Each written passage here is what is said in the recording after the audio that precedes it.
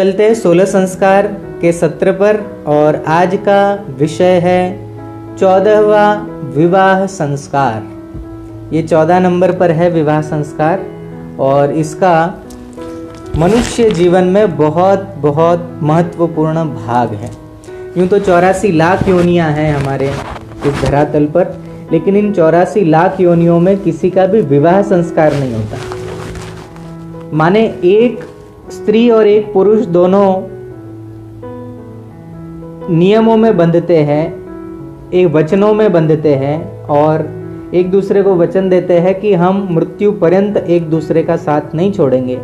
अच्छी बुरी हर परिस्थिति में हम सहयोग करेंगे और साथ साथ में ही हम मोक्ष को प्राप्त होंगे। ऐसे ही यहाँ ऐसे वचन दिए जाते हैं और बंधे जाते हैं। ये जो कुछ भी है, ये संस्कार और ये रीति नियम केवल हिंदू सनातन परंपरा में ही देखा जाता है। बाकी अन्य विदेशों में आप जाकर देखिए,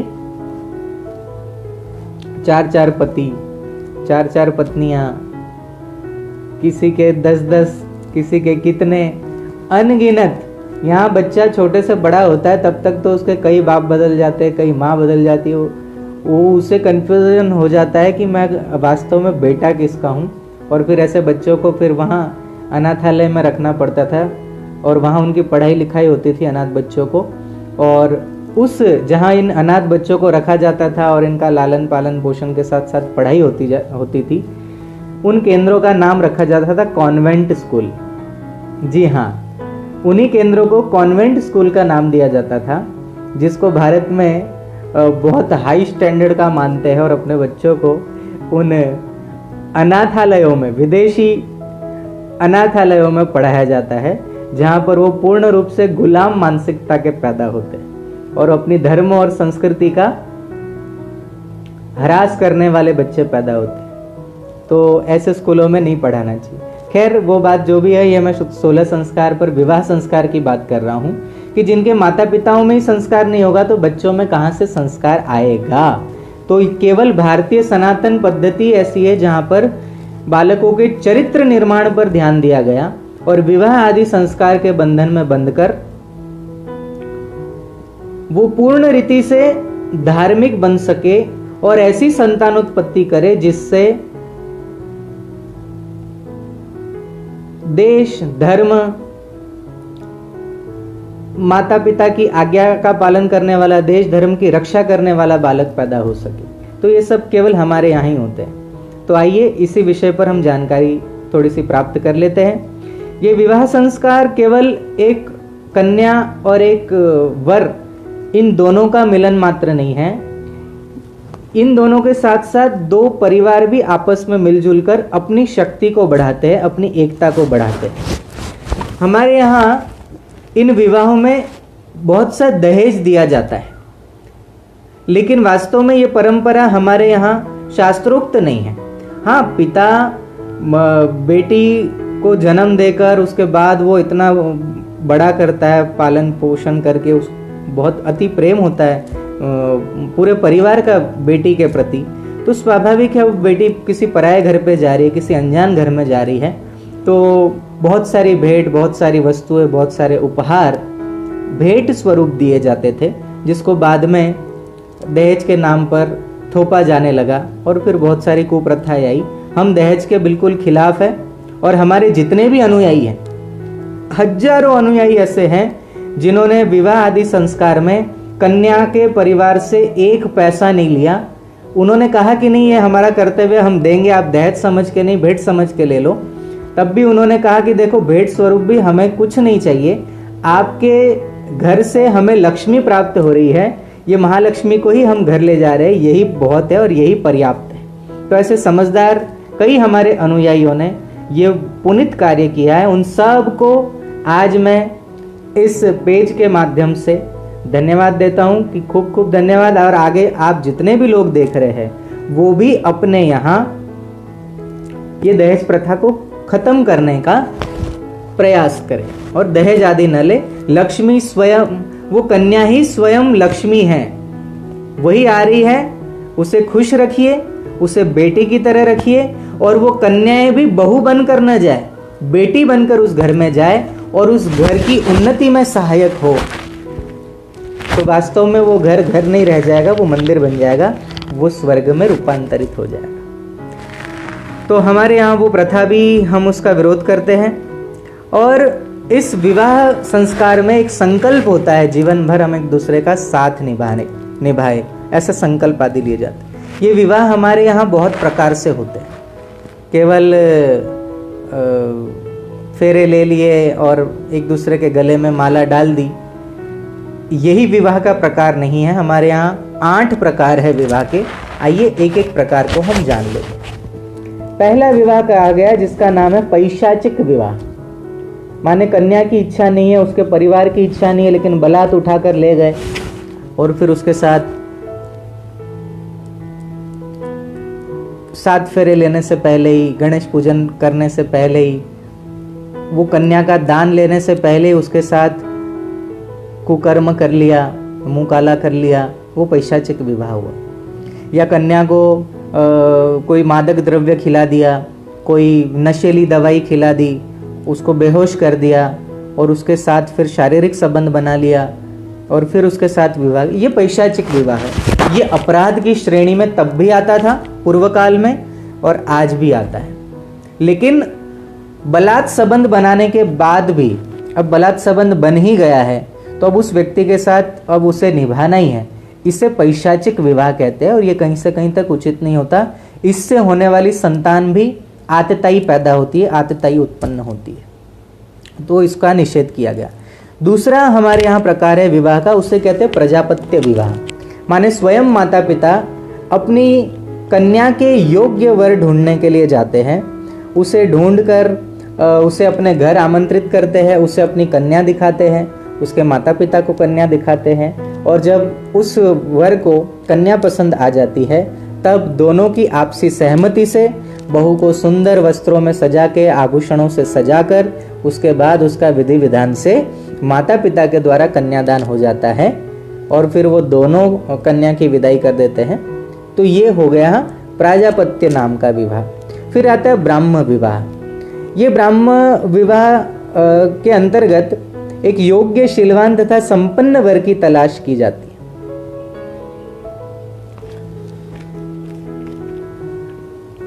अब ये जो ब्रह्म विवाह है, इसमें योग्य, शीलवान तथा वो पहले वाले विवाह में तो उसमें भी कन्यादान होता है, इसमें भी कन्यादान होता है, लेकिन वो जो था वो माता पिता, कन्या के माता पिता वर ढूंढते हैं, और यहाँ जो वर होता है, लड़का पक्ष, वर पक्ष, वो स्वयं कन्या ढूंढते हैं और उसके बाद फिर दोनों की सहमति से और कन्या के माता पिता के द्वारा कन्यादान होता है और फिर विधि विधान से उसे घर ले कर आते हैं। चौथा विवाह बताया राक्षस विवाह। ये बल और छल के द्वारा कन्या की इच्छा, कन्या का हरण करके विवाह किया जाता है। इसको निकृष्ट विवाह की श्रेणी में बताया गया है। बलात् उसको छल के द्वारा, बल से, छल से, पहले के राजा महाराजा कभी कभी ऐसे हरकतें करते थे और इस विवाह को निकृष्ट विवाह कहा गया। पांचवा विवाह कहा है आसुर विवाह। इस विवाह में कन्या पक्ष को धन देकर कन्या खरीद ली जाती है। कन्या का विक्रय होता है, बेची जाती है कन्या, और ऐसा विवाह आसुरी विवाह कहा जाता है। ये हमारे यहाँ नहीं होता है। ये उन धर्मों में होता है जहाँ पर कई शादियाँ करने का वो दे दिया जाता है परमिशन, और वहाँ कॉन्ट्रैक्ट बेस पर शादी होती है। माने कन्या को खरीद ली जाती है संतान पैदा करने के लिए, ताकि वो अधिक से अधिक उससे संतान पैदा कर सके। तो वो माता पिता को धन दे दिया और फिर वो कन्या को खरीद लिया। तो ये आसुरी विवाह है, ये भी निकृष्ट कहा गया। और सभ्य व्यक्तियों को ऐसा विवाह नहीं करना चाहिए। कन्या कभी भी खरीदी नहीं जाती, वो साक्षात हमने भगवती का रूप माना है, और माँ भगवती को, देवी को हम कैसे खरीद सकते हैं? नहीं, यह आसुरी विवाह भी निकृष्ट कहा गया है। देव विवाह, ये भगवान का जो कोई बहुत अनन्य भक्त हो, जो नित्य यज्ञ कर्म करने वाले हो, ऐसा सुयोग्य और विद्वान व्यक्ति ढूंढकर और फिर उसे अपनी कन्या से विवाह के लिए उससे प्रार्थना करे, और वो सुयोग्य व्यक्ति जब उस कन्या को देखे और वो पसंद कर ले, तब दोनों के समन्वय से, दोनों की इच्छा से दोनों का विवाह करा देना, ये होता है देव विवाह। योग्य हो, जो भक्त हो, संत हो, नित्य वैदिक कर्म करने वाला हो, यज्ञ आदि करने वाला हो, कर्मकांड आदि करने वाला हो, तो उनका विवाह देव विवाह कहा जाता है। सातवां विवाह कहा गया आर्ष विवाह। यज्ञादि धर्म कार्यों के लिए गाय अथवा बैल लेकर ऋषित्व को कन्यादान करना, यह आर्ष विवाह है। यह काफी समय से यह आर्ष विवाह लगभग लुप्त प्राय हो गया है। यह आर्ष विवाह वो भी कह सकते हैं जैसे पाराशर ऋषि ने योग्य समय देखा, अच्छा मुहूर्त देखा, और उन्होंने ये सोचा कि ये उपयुक्त समय है गर्भाधान के लिए। अगर इस काल में कोई गर्भाधान करता है तो आने वाली संतान बहुत ही उपयोगी होगी, आने वाली संतान बहुत ही दिव्य जन्म लेगी, जो देश धर्म संस्कृति के लिए बहुत अच्छा कार्य करेगी। तो उन्होंने तुरंत मछुआरे की कन्या को, मछुआरे से बात करके मछुआरे की कन्या को विवाह के लिए मांगा कि ये हमें दे दो, ताकि मैं मेरे कार्य में सफल हो पाऊं और ये मुहूर्त खाली न चला जाए। तो आप सभी को पता है वो कथा कि पाराशर ऋषि ने उस मछुआरे की कन्या से विवाह करके उसके बाद एक पुत्र रत्न की प्राप्ति हुई, जो आगे चल के वेद व्यास जी बने। हाँ, भगवान का एक अवतार हुआ वेद व्यास, 24 अवतारों में से एक, जिन्होंने वेदों के 4 विभाग किए, 18 पुराणों की रचना की, अन्य भी बहुत सारे शास्त्र कहे गए, जिनकी महिमा में कहा जाता है व्यासोच्छिष्टम जगत सर्वम। ये जगत में जितने भी शास्त्र है, जितना भी कुछ कहा गया है, वो सब व्यास जी के मुख से निकला हुआ है। इसलिए ये सब व्यास जी के मुख से निकले हुए शास्त्र है, इसलिए सब झूठे हैं, उनके उच्छिष्ट है, ऐसा हमारे यहाँ कहा गया। तो ये आर्ष विवाह लगभग अब लुप्त प्राय हो गए। ऐसा विवाह कोई करता नहीं है, क्योंकि किसी को शुभ मुहूर्त पता ही नहीं है, मुहूर्त के बारे में ज्ञान नहीं, तिथि के बारे में ज्ञान नहीं, धर्म के विषय में ज्ञान नहीं, हमारी परंपराओं के विषय में ज्ञान नहीं, इसलिए ये विवाह लगभग लुप्त प्राय हो गया। 8वां विवाह होता है गंधर्व विवाह। माने अभी ये जितने भी ऊपर के 7 विवाह बताए, ये 7 विवाह में कन्या की इच्छा हो न हो, माता पिता नहीं पूछते थे, कोई इनसे पूछता नहीं था। जो बड़े व्यक्ति होते थे वही निर्धारित करते थे कि यह कन्या किसको देनी, किसको नहीं देनी। इसमें कन्या को नहीं पूछा जाता था तुझे पसंद है कि नहीं। लेकिन ये जो गांधर्व विवाह है, इसमें लड़का और लड़की, कन्या और ये वर, ये दोनों अपनी इच्छा से, दोनों का मन मिले, दोनों का हृदय मिले, दोनों के विचार मिले, तो वो अपनी इच्छा से यह विवाह कर सकते थे, कर सकते हैं और कर सकेंगे। ये गांधर्व विवाह माने प्रेम विवाह, ये हमारे यहाँ इसको नकारा नहीं गया, उसको स्वीकार किया गया गंधर्व विवाह को। ये गंधर्व विवाह का ही एक प्रकार है स्वयंवर, ये इसी से जुड़ा हुआ है, जिसमें कन्या को अधिकार होता है कि वो स्वयं अपनी इच्छा से अपना वर चुने, योग्य वर चुने। तो वो योग्य धनुर्धारी राजाओं को, राजकुमारों को बुलाया जाता था। उस स्वयंवर में ब्राह्मण भी होते थे, उस स्वयंवर में क्षत्रिय भी तो होते ही थे, उस स्वयंवर में वहाँ ऋषि भी आते थे, ऋषि कुमार भी आते थे, जो अपनी अपनी योग्यता को सिद्ध करके उस राजकुमारी का मन मोहते थे। और फिर राजकुमारी जिसको पसंद करे उसके गले में वो जयमाला डाल देती थी, वरमाला डाल देती थी, और वो विवाह संपन्न हो जाता था। तो ऐसे हमारे यहाँ 8 प्रकार के विवाह कहे गए, और ये 8 प्रकार के विवाह अपने अपने स्तर पे सबको करने चाहिए। जरूरी नहीं है कि आप 7 फेरे फेरो वही विवाह हो गया। ये 8 प्रकार के विवाह है, इन सब विवाहों का अपना अपना महत्व है। अब इसमें आपको मैं और भी अधिक जानकारी दूंगा इस विषय में, लेकिन सबसे पहले हम जान लेते हैं पति और पत्नी के लिए क्या क्या उत्तरदायित्व है और जिसका उन्हें तटस्थता से पालन करना चाहिए। हम सबसे पहले पत्नी के आदर्श उत्तरदायित्व के बारे में चर्चा कर लेते हैं। हम पहले पत्नी के आदर्श उत्तरदायित्व के विषय में चर्चा कर लेते हैं, फिर पति के उत्तरदायित्व पर, पति की जिम्मेदारी क्या होती है उस विषय पर हम चर्चा करेंगे। पहला कि पत्नी को हमेशा कलह से बचना चाहिए। जो घर कलह से मुक्त हो, तनाव से, चिंता से, झगड़ों से मुक्त हो, उस घर में लक्ष्मी निवास करती है। पति ने कुछ कह दिया, बेचारा बाहर से आया है, सास ने कुछ कह दिया, वो ऐसे बुढ़ापे से परेशान है, बीमारी से परेशान है, और वो उसके मन में कुछ आता है और उसने कुछ कह दिया और आपने एक बात को पकड़ लिया जिसको इग्नोर करना था, जिसकी तरफ ध्यान नहीं देना था, ऐसी बात को हमने पकड़ लिया कि ऐसा ही क्यों कहा, आप जैसे ही आते हो मेरे पर ही क्यों हुक्म चलाते हो, मैं क्या घर की नौकरानी हूँ, मैं ऐसी हूँ वैसी हूँ। किसी भी प्रकार का कलह न करे, एक हद तक। फिर ज़्यादा हो जाए तो उसके लिए बड़े बड़ों से बात कर सकते हैं, घर के सदस्यों से बात कर सकते हैं, लेकिन कलह हमारी ओर से कभी न हो, और किसी की ओर से होता भी है तो वह कलह शांत करने का, मिटाने का कार्य जिन पत्नियों के द्वारा किया जाता है वो आदर्श पत्नी कहलाती है। और जो घर में किसी भी कारणवश कलह उत्पन्न करने का काम करती है, ऐसी पत्नी वो आदर्श नहीं मानी जाती, उसको दोष लगता है और वो घर और परिवार तोड़ने का दोष लगता है, और फिर नरकों में उसके लिए बहुत सारी सजाओं का प्रावधान दिया गया है। दूसरा, श्रम से शर्म क्यों?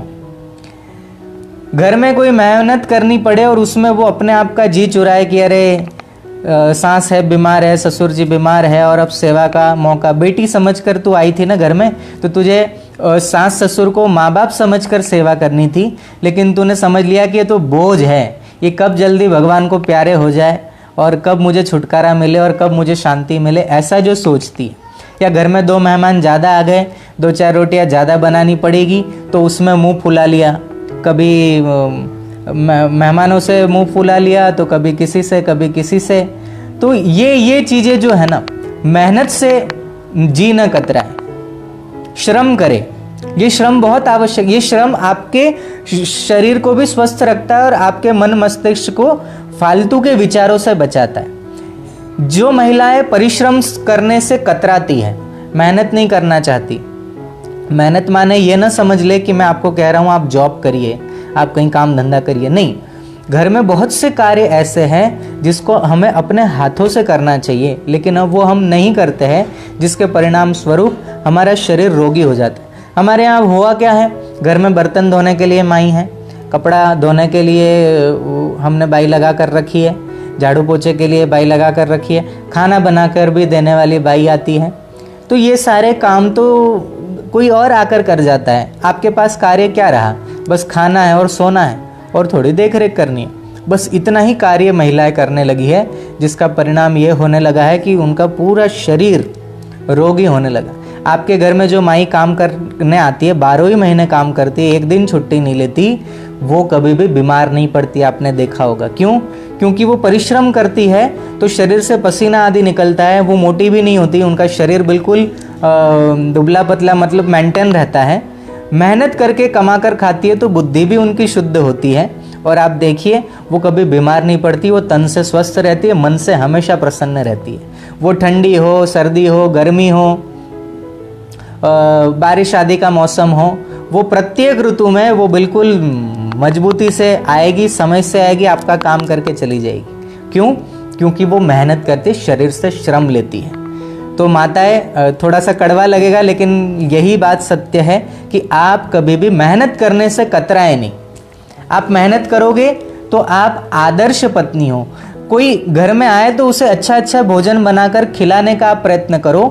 कमा कर लाकर देने वाले पति है, लेकिन अगर आपने घर में जो अन्न ब्रह्म है उस अन्न को अगर पकाकर आपने किसी को खिलाया है तो उसका अमिट पुण्य है, वो आपको प्राप्त होगा। तो आप कभी भी श्रम से न कतराएं। तीसरा कहा गया, निंदा और द्वेष से बचे, किसी की भी निंदा न करे, तो वो आदर्श पत्नी है। नहीं तो बहुत सी पत्नियों को आदत होती है, थोड़ा सा समय मिलेगा दोपहर को सब इकट्ठा हो जाएंगे, घर के बाहर आंगन में, चौबारे पर, या घर में बुला लेंगे और फिर पंचायत करते रहेंगे, इधर की उधर, उधर की इधर, इधर की उधर करते रहेंगे। ये कार्य बिल्कुल न करें। मन में किसी प्रकार की किसी के लिए भी ईर्ष्या न रखे। आप पड़ोस में अगर उसके पति ने उसको अगर सोने का कोई अच्छा नेकलेस ला कर दिया है और आपको वो दिखाती है तो आप प्रसन्न होइए, लेकिन जलन हो अपने भीतर, ये कहीं से कहीं तक आदर्श पत्नी के लक्षण नहीं है। तो ये थोड़ी छोटी छोटी बातें। चौथा बताया धैर्य एवं संयम को अपनाएं, सुख दुख में संयम करें। हमारे यहाँ कहावत भी है, उक्ति है, किंवदंती है कि धीरज धर्म मित्र और नारी, आपतकाल परखिए चारी। के धैर्य को बनाए रखे, धीरज धर्म मित्र और नारी, धीरज धर्म मित्र और नारी, ये कब का हमें इनकी परख कब होती है? बोले जब विपत्ति आती है। तो विपत्ति में बहुत सी पत्नियां छोड़कर चली जाती है, तलाक आदि ले लेती है। हमारे यहाँ तलाक जैसा कोई सिस्टम नहीं है। उस विषय पर मैं आगे बताऊंगा, आप ध्यान से सुनिएगा। पांचवा बताया व्यर्थ के खर्चे से बचे। आपके पति की जितनी आमदनी है लगभग उससे आधा खर्च करिए। छठा बताया सास ससुर का सम्मान करें। सातवां बताया मर्यादित व्यवहार करें। आठवां बताया कम बोले, सत्य बोले।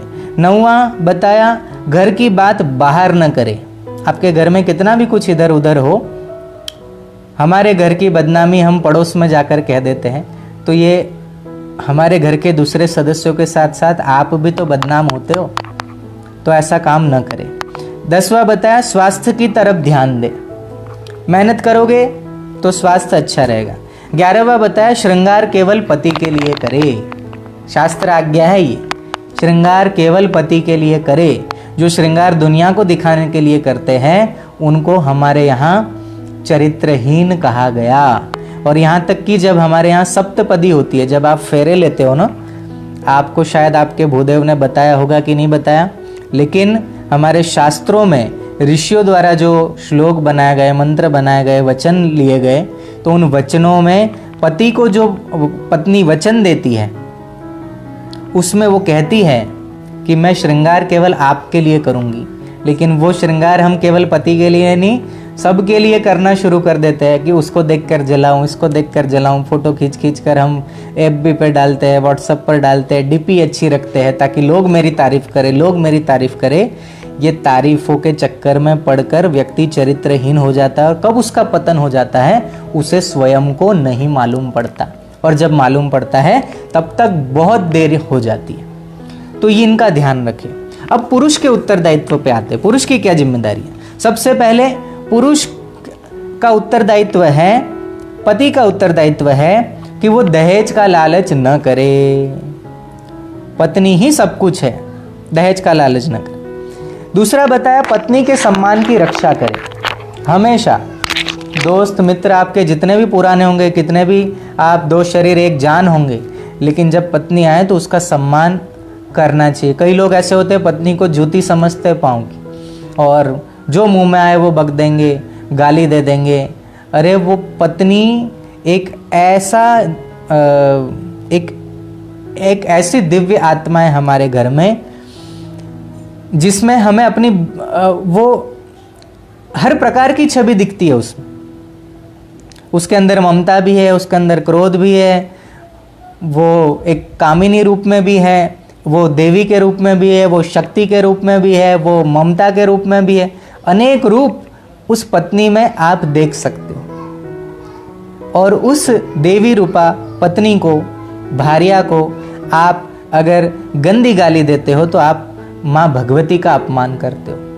तो आपको अपशब्द नहीं कहना चाहिए दूसरों के सामने। तीसरा, पत्नी की हमेशा गरिमा बनाए रखें। आप कहीं भी आते जाते हो उसकी गरिमा बनाए रखें। चौथा, पत्नी पर अनावश्यक दबाव न बनाएं।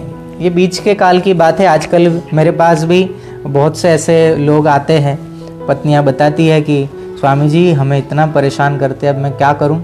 हमारे माता पिता इतने धनवान नहीं हैं, लेकिन दहेज में इन्होंने जो मांगा उतना दे दिया, अब वो तो सब खत्म हो गया। अब इनको ज़रूरत पड़ी, इनके पास अभी धन नहीं है, तो हम पर दबाव बना रहे कि अपने मायके से मांग के लाओ, ये मंगा लो, वो मंगा लो, इतना पैसा मंगा लो। इस प्रकार का दबाव कभी भी अपनी पत्नी पर न बनाए, क्योंकि कन्या के माता पिता ने तो आपको कन्यादान कर दिया है, तो अब उनकी जिम्मेदारी खत्म हो गई, अब आपकी जिम्मेदारी है। और आप अपने, अगर वो माता पिता को सताने का कार्य करते हो, माने वो पति अपने सास ससुर को सताने का कार्य करता है, तो उसको नरक की प्राप्ति होती है। उसके लिए भी वहां बहुत सारे दंड का विधान हमारे शास्त्रों में बताया गया है।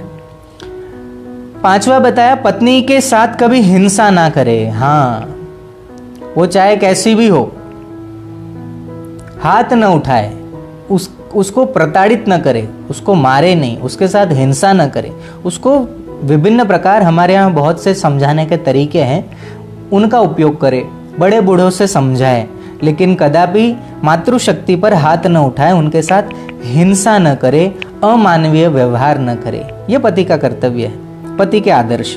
6, नशे से दूर रहे पति, नशे आदि का वो न करे।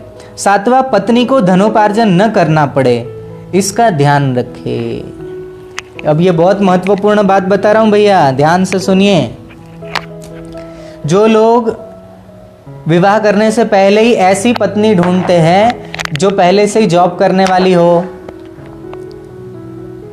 उसके पास कुछ कला होनी चाहिए, उसको कमाने के लिए भेजे ताकि दोनों कमाएं और फिर घर बैठ कर हम खाएंगे, ना ना ना ना ना, ये शास्त्र से बिल्कुल विरुद्ध बात है।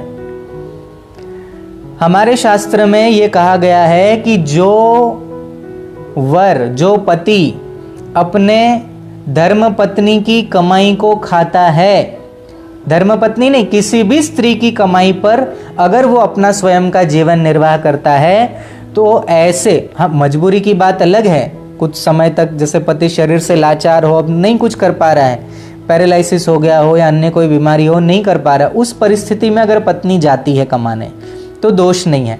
लेकिन हर प्रकार से सक्षम होने के बाद भी अगर पति अपनी पत्नी की या किसी भी स्त्री के कमाए हुए धन पर जीवन निर्वाह करता है, तो उसके हाथ से देवतागण आहुति स्वीकार नहीं करते और पितृगण उसका श्राद्ध कर्म तर्पण आदि स्वीकार नहीं करते, उतना निकृष्ट मानते हैं देवता भी और पितृगण भी। तो आपके हाथ से न पितृ देवता कव्य ग्रहण करेंगे न देवता हव्य ग्रहण करेंगे, आप इतने निकृष्ट बन जाते। हमारे यहां पुरुषों से ज्यादा जिम्मेदारी महिलाओं की बताई गई है। एक महिला ही एकमात्र ऐसी है जिस घर में जन्म लेती है वहां पराई की नाई बढ़ती है, और जिस पराये घर में जाती है उस घर को वो अपना बना लेती है। ये केवल हमारे सनातन हिंदू संस्कृति में ही देखा जाता है, बाकी दूसरे वहां ये सब नहीं है। दूसरे देशों में वहां तो कितनी पत्नियां कितने पति बदलती है और कितने पति कितनी पत्नियां बदलती है, वो तो उनको भी याद नहीं रहता। फोटो सजा के रखते हैं कि पहली है, दूसरी है, तीसरी है, चौथी है, पांचवी है, छठी है, 26वीं है, 26, 27 ऐसे आंकड़े मैंने देखे हैं।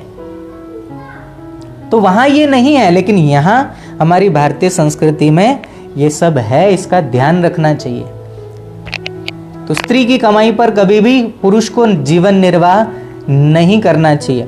मजबूरी हो, कुछ दिन करना पड़े, कुछ महीने करना पड़े, ठीक है, लेकिन जब हम सक्षम हो जाए तो फिर कदापि स्त्री की कमाई से जीवन निर्वाह पुरुष को नहीं करना चाहिए, इसका ध्यान रखें। पति और पत्नी एक दूसरे के पूरक होते हैं। उसके संबंध में यहाँ श्लोक आया है, प्रेयो मित्रम बंधुताम वा समग्रा सर्वे कामाः संपदो जीवितम च स्त्रीणाम भर्ता धर्मधाराश्च पुंसा मितन्योन्यम वत्सयोर्ज्ञातमस्तु।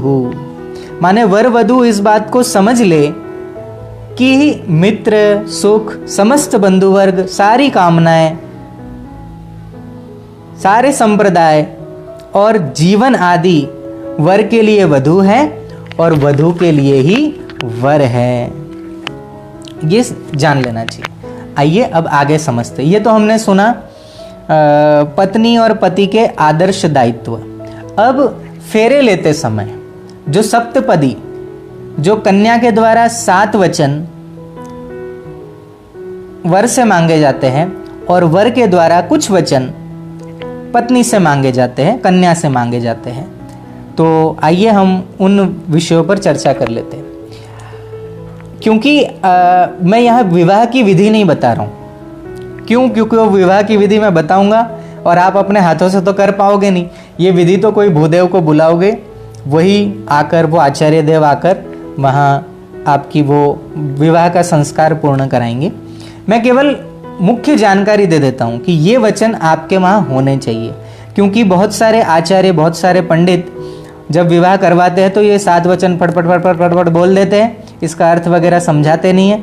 फेरे वगैरह करवाए, जयमाला डलवाई और शुभ लग्न सावधान हो गया और चल बैठे, हो गया। मंगलसूत्र एक दूसरे को धारण करा दिया, सिंदूर आदि धारण करवा दिया, लांछा वगैरह हो गया विवाह। ये होता है वहाँ पर।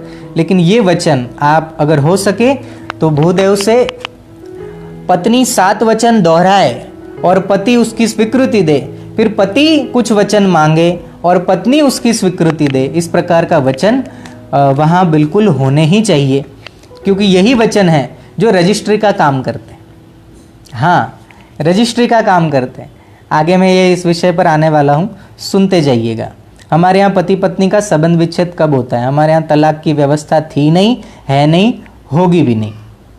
लेकिन ये पाश्चात्य संस्कृति के अंधानुकरण में आके आजकल तलाकों का बहुत मामला बढ़ चुका है और इतना दुरुपयोग हो रहा है कानूनों का, जो महिला सशक्तिकरण के नाम पे बना दिया।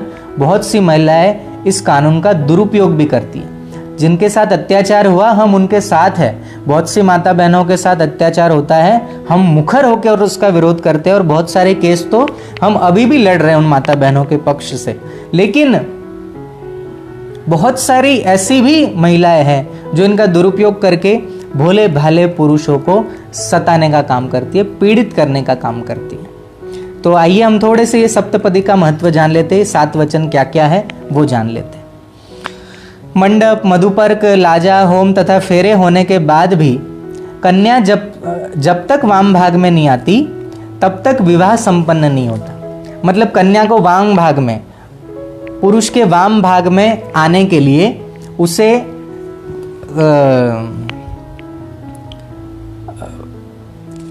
जब तक वाम भाग में नहीं आती तब तक उसे कुंवारी कहते हैं, वो कुंवारी ही है। लेकिन जब वो पति से 7 वचन मांग लेती है और पति उसे 7 वचन दे देता है, तब वो कहीं वामांगी बनती है, अर्धनारी बनती है, जीवन संगिनी बनती है। वो कुमारी से फिर श्रीमती बनती है। श्रीमती शब्द भी कितना अच्छा है, श्रीमती। श्री माने बुद्धि कहो, लक्ष्मी कहो। श्रीमती, श्रीवान, धनवान। हमारे यहाँ पत्नी को पहले भाग्यवान बुलाया जाता है। अरे भाग्यवान, सुनती हो? तो श्री उस अर्थ में लिया जाता है। तो वो 7 वचन कौन से जिससे कन्या अपने अच्छे और सुरक्षित भविष्य के लिए ये वचन मांगती है। पहला वचन कन्या कहती है, सुन लेना, बहुत लोग पहली बार सुन रहे होंगे।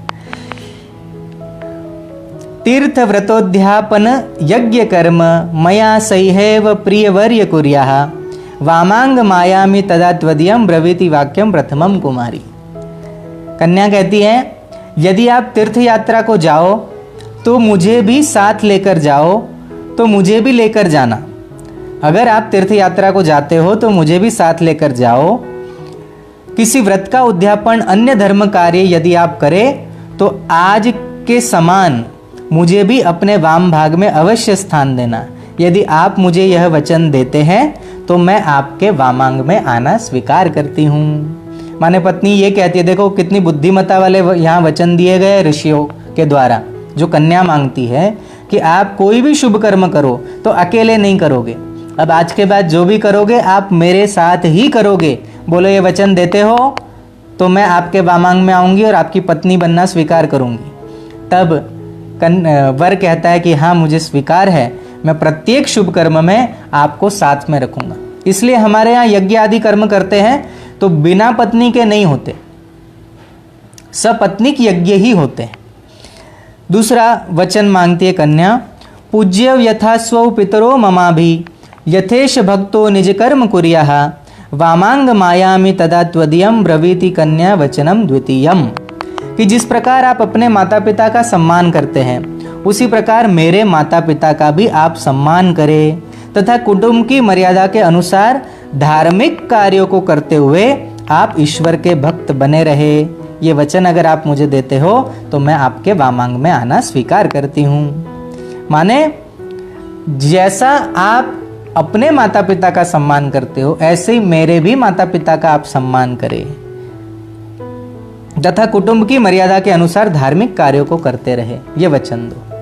अब हम देखने को मिलता है कई जगह झगड़े ही घर में इसलिए होते हैं क्योंकि पति भी कभी कभी चुटकी लेने के लिए, मजाक करने के लिए अपने पत्नी के मायके वालों की निंदा करते हैं, बुराई करते हैं। उसके भाई के लिए गलत कहेंगे, उसके पिता के लिए गलत कहेंगे, माँ के लिए गलत कहेंगे, उस पक्ष के लिए, उसके कन्या के कुल के लिए गलत बोलेंगे।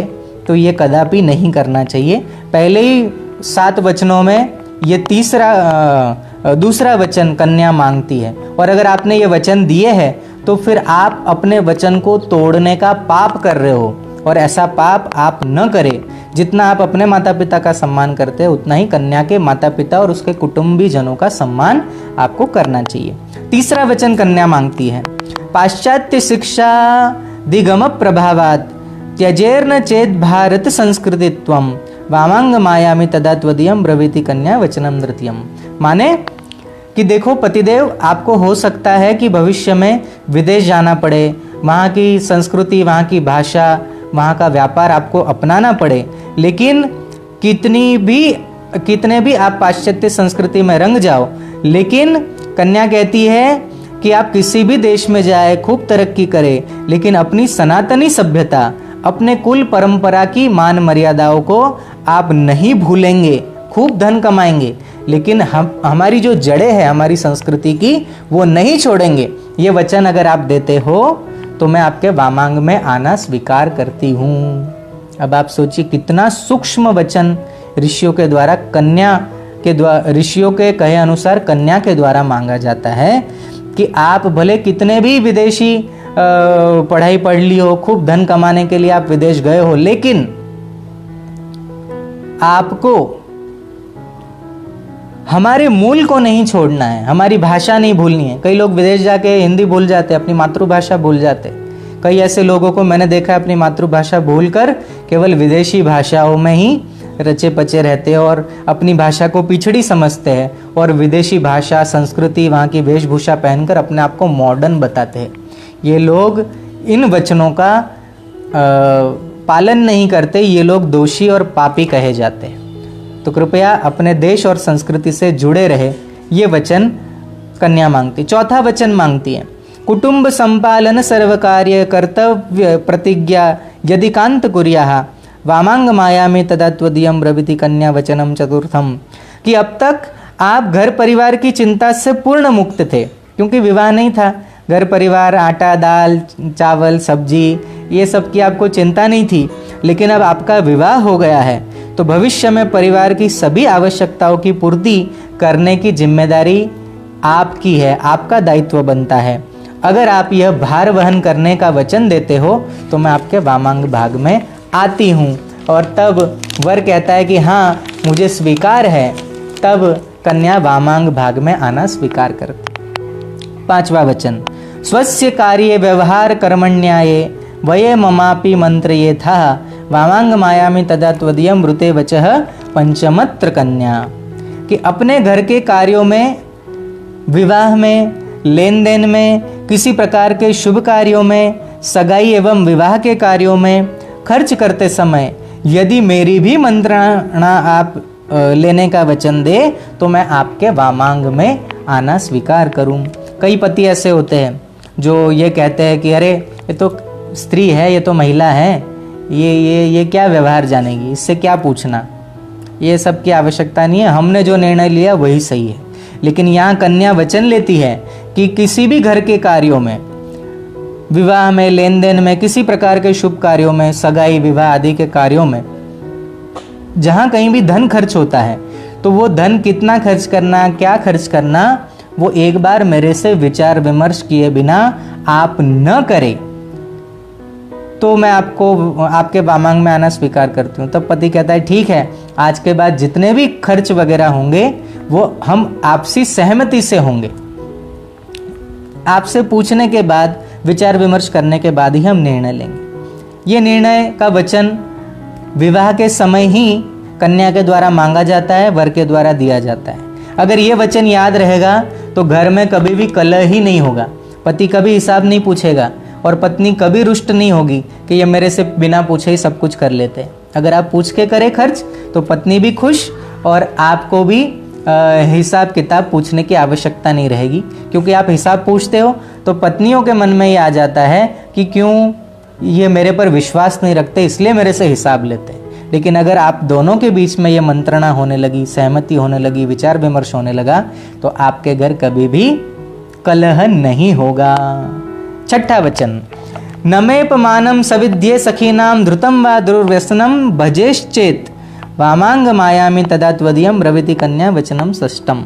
छठा वचन मांगती है कि देखो पतिदेव, मैं मेरी कभी सखियों के बीच में बैठी हूँ या अन्य किसी स्त्रियों के बीच में बैठी हूँ, तो आप वचन दे कि वहाँ आकर आप मेरा इन सखियों के सामने, उन स्त्रियों के सामने मेरा अपमान नहीं करोगे, या किसी भी व्यक्ति के साथ किसी भी कारण से मेरा अपमान नहीं करेंगे।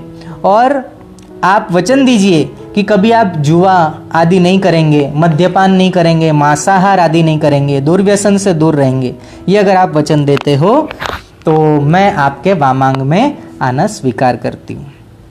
और उस समय पति वचन दे देता है और फिर बाद में क्या करता है खूब शराब भी पिएगा, मांस भी खाएगा, जुआ भी खेलेगा, अधार्मिक कृत्य भी करेगा। तो ये वचन तोड़ने का वो पाप कर लेता है और वो पाप वो फिर भविष्य में बहुत परेशान उसे करता है। तो ये छठे वचन का आप सबको पालन करना चाहिए। सातवां और आखिरी वचन कन्या की ओर से, परस्त्रियम मातृसमाम समिज्ञ स्नेहम सदा चेन्मयी कांत कुर्याः वामांग मायामी तदा त्वदीयम मृते वच सप्तम मत्र कन्या। कि पतिदेव आज के बाद आपसे बड़ी उम्र की कन्या स्त्री आपके लिए माता के समान है, आपके सम उम्र की स्त्री आपकी बहन के समान है, और आपसे छोटी उम्र की स्त्री वो आपकी बेटी के समान है। और ये आप हमें वचन देते हो और अपना संपूर्ण प्यार केवल मुझ पर ही लुटाओगे, आपका संपूर्ण प्रेम केवल मेरे लिए ही रखेंगे और मेरे पर कभी अकारण क्रोध नहीं करेंगे, तो मैं आपके वामांग भाग में आना स्वीकार करती हूं। तो ये वचन, ये 7 वचन कन्या मांगती है और पति देता है। ये 7 वचन भी अगर पति हमेशा याद रखे और पत्नियां हमेशा याद रखे तो घर में कभी भी झगड़े नहीं होंगे, घर में कभी भी तलाक की नौबत नहीं आएगी। अब ये तो कन्या के द्वारा पति से लिए हुए वचन है। अब पति कौन से वचन मांगता है सुन लीजिए। वर वचन मांगता है, उद्याने विपिने तथा परगृहेष्वे काकिनी नो चरा माँ भाषे था रहसी तरेन नहीं नरे पुंसाम पुरो नो हंसे है सच्छिला मृदु भाषिणी श्वशुर्योर भक्ता मदाज्ञाकारी धर्म्या भक्ति परायणा भवसी चेदा गम्यता स्वागतम। पति के बहुत कम वचन है, पति को कोई बहुत सारी अपेक्षा नहीं है। क्यों? क्योंकि पति तो अपने घर में ही है, कन्या दूसरे घर से आती है तो वो अपने अच्छे भविष्य और आगे के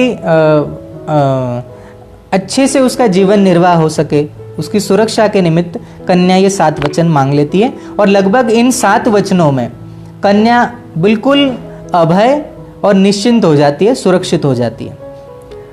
अब ये थोड़े से वचन हैं जो पति कहता है कि यदि तुम बाग बगीचे में, वन में तथा पराये घरों में अकेली न जाओ तो मैं तुम्हें पत्नी रूप में स्वीकार करूंगा। यदि तुम बाग बगीचे में माने घूमने फिरने, वन में तथा पराये घरों में अकेली न जाओ। दूसरा, तुम दूसरे पुरुषों से एकांत में कभी वार्तालाप न करो तथा पुरुषों के सामने मर्यादाहीन होकर जोर जोर से अट्टहास करके ना हंसो। इन बातों के साथ साथ तुम सुशील तथा मीठी भाषा से अपने सास ससुर को सम्मान दो और पतिव्रता धर्म का ठीक ठीक ढंग से पालन करो तो मैं तुम्हारा स्वागत करता हूं और तुम्हें पत्नी रूप में स्वीकार करता हूं। इतने वचन पति के द्वारा और वो 7 वचन कन्या के द्वारा मांगे जाते हैं। और ये अगर पति पत्नी अगर याद रख लेते इन वचनों को तो मेरे ख्याल से कभी भी किसी भी घर में झगड़े नहीं होंगे, कोई भी दाम्पत्य जीवन तलाक तक नहीं पहुंचेगा। हमारे भारतीय परंपरा में तलाक नाम का कोई शब्द नहीं है। और हमारे यहाँ ये भी नहीं कहते कि 7 जन्म हमें यही पति मिले और 7 जन्म का ये, वो किसी काल में सावित्री जी ने कहा होगा और उस निमित्त से आज भी बड़ की प्रदक्षिणा करके वो व्रत रखा जाता है वट सावित्री पूर्णिमा का कि मेरा सौभाग्य अचल रहे, अमर रहे, वो ठीक है।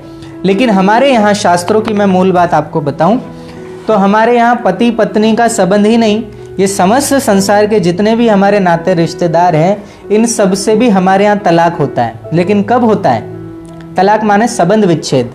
ये संबंध विच्छेद हमारा तब होता है जब इस शरीर से प्राण निकल जाते हैं और निकलने के बाद भी हमारे पार्थिव शरीर चिता पर लेटाया जाता है और चिता पर लिटाया हुआ वो शरीर मिट्टी का घड़ा भर के उसमें एक कंकर मार के छोटा सा छिद्र करके उसमें से जो पानी गिरता रहता है और उसकी वो 1 परिक्रमा, कोई 3 करता है, कोई 7 परिक्रमा करते हुए और पीछे वो घट फोड़ दिया जाता है पिता के द्वारा, पुत्र के द्वारा, चाचा के द्वारा या जेठ के द्वारा या बड़े भाई के द्वारा। वो जब घड़ा फोड़ दिया जाता है, वो घड़ा फूटा मतलब हमारा संबंध विच्छेद हो गया, तलाक हो गया। तलाक शब्द खैर अपना है ही नहीं, वो मैं आप केवल एक सूचक शब्द के रूप में मैं इसका उपयोग कर रहा हूं, आपको केवल जानकारी मिले इसलिए। वहां हमारा संबंध विच्छेद संपूर्ण सृष्टि से हो गया। ये हमारे यहाँ 10 क्रिया विधि, ये जो अंतिम संस्कार है, अभी परसों वो उस विषय पर हम आएंगे, उसका मैं पूरा विज्ञान आपको बड़ा गरुड़ पुराण के आधार पर समझाऊंगा। तब आपको पता चलेगा कि हमारा कितना कितना कितना महत्वपूर्ण यह अंतिम संस्कार है, जिस पर केवल और केवल हमारे भारतीय वैज्ञानिक जो थे ऋषि मुनि, उन्होंने इतना सूक्ष्मतम अभ्यास किया है। बाकी दुनिया के किसी भी वैज्ञानिक, किसी भी उन कबीलों में, उन मजहबों में, उन धर्मों में कभी भी इतनी गहराई से इसका अनुसंधान नहीं हुआ जितना मृत्यु के बाद वाली क्रिया पर हम भारतीयों का अध्ययन है।